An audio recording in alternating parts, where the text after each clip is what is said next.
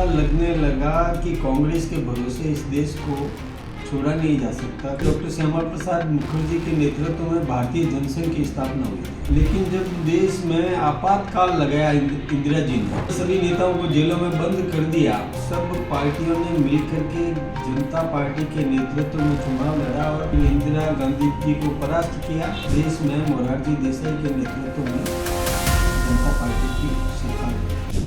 देश की आज़ादी के बाद ऐसा लगने लगा कि कांग्रेस के भरोसे इस देश को छोड़ा नहीं जा सकता। कांग्रेस तुष्टीकरण अपनाती है, तो इसे ध्यान में रखते हुए डॉक्टर श्यामा प्रसाद मुखर्जी के नेतृत्व में भारतीय जनसंघ की स्थापना हुई थी और जनसंघ फलता फूलता रहा, पनपता रहा।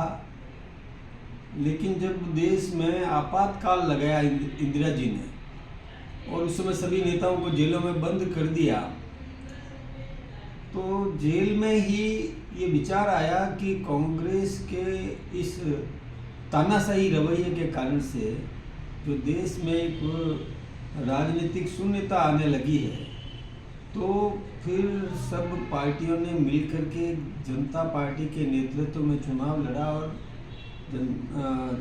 फिर इंदिरा गांधी जी को परास्त किया और देश में मोरारजी देसाई के नेतृत्व में जनता पार्टी की सरकार बनी। लेकिन फिर 1980 में जनता पार्टी का विखंडन हो गया।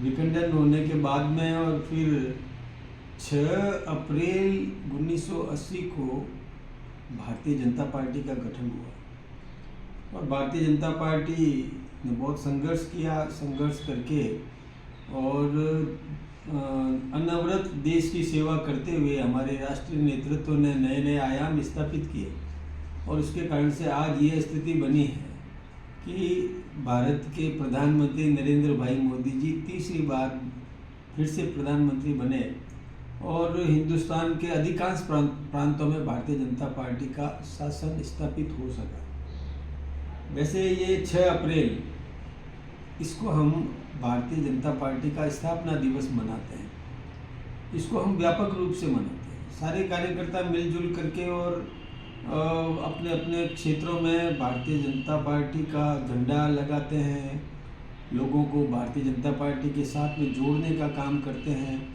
हमारी पार्टी अन्य पार्टियों से भिन्न कैसे है ये बताने की कोशिश करते हैं। ये भारतीय जनता पार्टी की सोच है कि नेशन फर्स्ट है, राष्ट्र प्रथम है, दल बाद में है और उसके बाद में अंत में स्वयं है। तो ये एक बहुत बड़ी बात है। अन्य पार्टियों में पहले स्वयं है और उसके बाद बाकी सब कुछ है। ये बहुत बड़ा अंतर है। हमारा कार्यकर्ता राष्ट्रीय चरित्र युक्त नागरिक है, वो है। तो ये अलग, सबसे अलग पार्टी है। हमारा कार्यकर्ता अन्य पार्टियों से श्रेष्ठ है क्योंकि देशभक्ति की भावना को लेकर के वो राजनीति में आया है, स्वार्थवश राजनीति में नहीं है। तो हमारी पार्टी निरंतर फलती फूलती पनपती जा रही है। हमारे पंडित दीनदयाल जी उपाध्याय ने कहा था कि आज जो हमारा विरोधी है, हम अपने स्वभाव से, हमारे व्यवहार से, हमारे काम करने के तरीके से और उसको हम अपनी ओर आकर्षित करें और कल वो हमारा समर्थक बने, हमारी पार्टी का विस्तार होगा। हम ये कोशिश में लगे हुए रहते हैं और आज हमारा यदि मतदाता है, हमारा समर्थक है, तो कल हमारा कार्यकर्ता बने। हम निरंतर कार्यकर्ता निर्माण का काम करते हैं। ये हमारी सोच है, हम इस दिशा में काम करते हैं और इसी सोच के आधार पर भारतीय जनता पार्टी पनपती जा रही है, फलती फूलती जा रही है, विस्तार करती जा रही है। तो 6 अप्रैल को भी हम इसी प्रकार का कार्यक्रम करेंगे। हम अपने प्रत्येक जिला अध्यक्ष को भी, प्रत्येक मंडल अध्यक्ष को और ये आग्रह करेंगे कि वो बूथ स्तर तक कार्यकर्ताओं को तैयार करें और बूथ समिति मिल करके और इलाके में जाकर के राष्ट्रभक्त नागरिकों से आह्वान करें कि आप भी हमारे साथ जुड़ें, इस पार्टी को समर्थन दें, इस पार्टी को ताकत दें, क्योंकि यही एकमात्र पार्टी ऐसी है जो देश को सशक्त बना सकती है, प्रत्येक नागरिक का जीवन स्तर ऊंचा उठा सकती है, सर्वांगीण विकास कर सकती है। यदि विकास करेंगे तो सबका विकास होगा।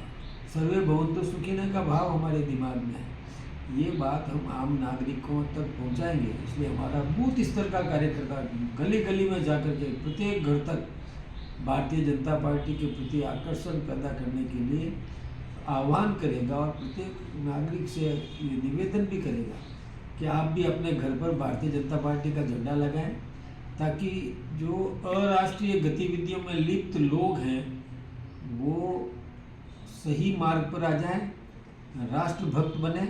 यह बहुत ज़रूरी है। तो हमारा ये प्रयास रहेगा, हम आह्वान करेंगे प्रत्येक कार्यकर्ता। धन्यवाद।